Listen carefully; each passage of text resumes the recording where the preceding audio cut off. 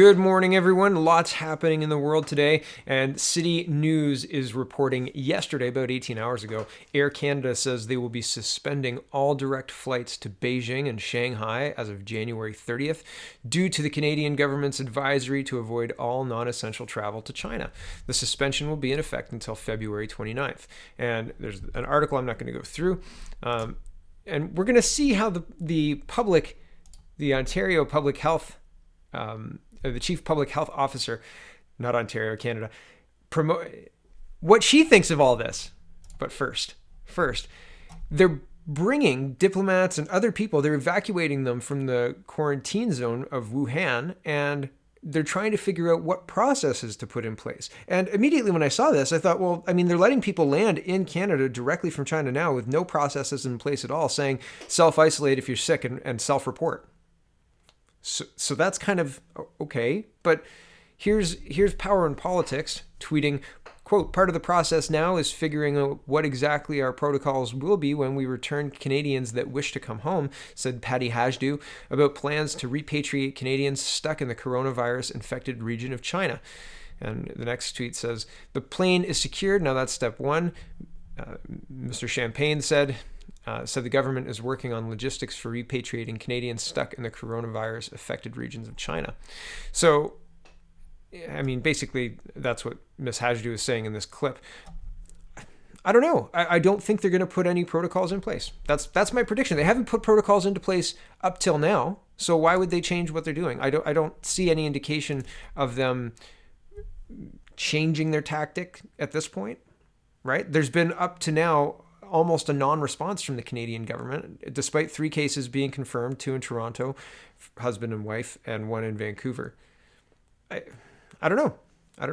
And if this is contained, I hope that it's just a blip.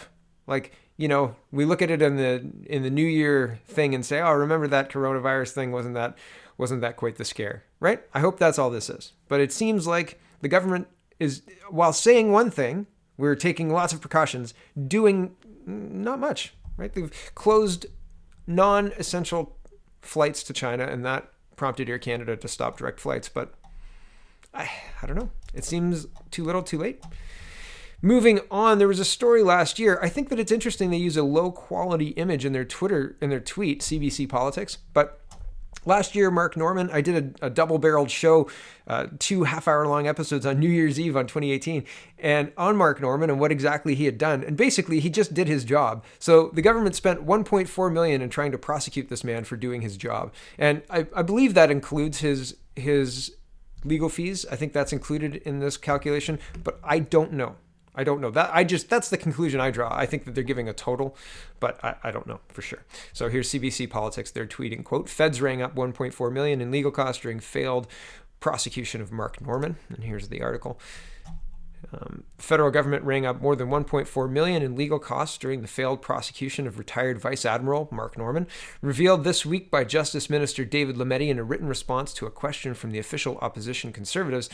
The figure is the first indication of the financial price of the high-profile and politically charged case. Lametti did not provide any further details about the cost, including whether the figure included Norman's legal fees, which the government has said it would pay. To the extent that the information has been requested is protected by solicitor-client privilege, the federal crown can only reveal the total legal costs related to the case, Lametti wrote in response to the question from Conservative MP and leadership contender Aaron O'Toole. Based on the hours recorded, the total amount of legal costs incurred amounts to approximately $1,425,389.68 as of December 9, 2019. And the rest is just kind of goes through what Mark Norman did and etc.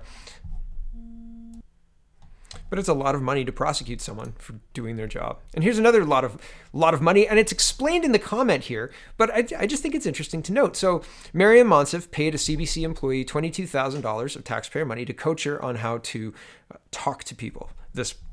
This person in the Twitterverse says how to lie and deceive people, but it's a marketing contract, right? So it's like, say this or focus on this, don't focus on that, or whatever it is. Back to the tweet. So the contract didn't go to tender. It was an inside job just between friends on the taxpayer's dime. And here's Cool Tolerance, and they say, to go to tender, it must be $25,000 plus. I say this because as a translator, tenders are my specialty. To avoid the tender process, which would entail the translation costs, they often pay just below the 25,000 K. So they don't have to pay more than $25,000. They can pay what is agreed upon, and well, that's what they did in this situation. But isn't that interesting, right? And I don't know if he read the Blacklocks, just the title, or if he read the whole article. I'm not sure if Blacklocks included that. I don't have a Blacklocks membership. Perhaps I should get one. I think they do a lot of good work, and they break a lot of stories that a lot of people aren't talking about. But who knows? Anyway, I'm just musing. This is a scary video that Ezra Levent posted. He was interrogated because he wrote a book called The Libranos, and well, it's all broken down in this video. I'm not going to play any of the video, but it is really kind of scary. And it's interesting that Mr. Levent is getting, cease and desist letters for writing a book that, I haven't read it. But we do live in Canada. We are allowed to express ourselves through the written word. So this whole interrogation is really quite something to watch. So if you're concerned at all about free speech in Canada, well, get more concerned. Here is what the Chief Public Health Officer is saying about the coronavirus. 1 of 5. Quote, I am concerned about the growing number of reports of racism and stigmatizing comments on social media directed to people of Chinese and Asian descent related to the 2019 novel coronavirus. #coronavirus. #end stigma. End stigma. Stigma? This is about illness, quarantining people and staying away from sick people and potential spread of illness is a positive thing. It's not a racist thing. It has nothing to do with race. And this is purposeful misunderstanding. This is casting this in this light. This is not normal. Usually public health people say stay away from sick people. Yes, wash your hands. Make common sense choices, right? Don't go near people who are coughing or sneezing or displaying symptoms of the virus, right? It makes sense, but it doesn't make sense to say not staying away from or behaving that way to certain people is racist. That doesn't make any sense. Back to the tweet thread. 2 of 5. It is understandable that our fears increase during times like this. However, we need to remember that cohesion in our collective efforts is important. I thought diversity was our strength. Cohesion, what is that? Diversity is our strength. Cohesion is second to diversity, right? Back to the tweet thread. Everyone, number 3 of 5, everyone has a part to play in preventing the spread of the virus. The Chinese community and all travelers from affected areas are a key part of these efforts. 4 of 5, we need to learn from our experience with SARS, where Southeast Asians face significant racism and discrimination. Number 5 of 5, racism and discrimination and stigmatizing language are unacceptable and very hurtful. These actions create a divide of us versus them. Canada is a country built on deep-rooted values of respect, diversity, and inclusion. #end stigma. #2019 and COV. #coronavirus. It's just, we help stop the spread of biases. You know this is a virus that's killed people, right, Dr. Tam? Biases don't... it's just really, really shocking when you see what our government is putting out. It is incredibly inappropriate. Incredibly inappropriate. And they're paying for advertisements, and they're making sure that Twitter is making sure you think about this in the right way. They're shaping public opinion on this. Make no mistake. Make no mistake. And it is very interesting. And with such a long incubation period and with so many travelers traveling from the sick area of China, from the supposed quarantine area that they were flying out of yesterday or the day before, 28th.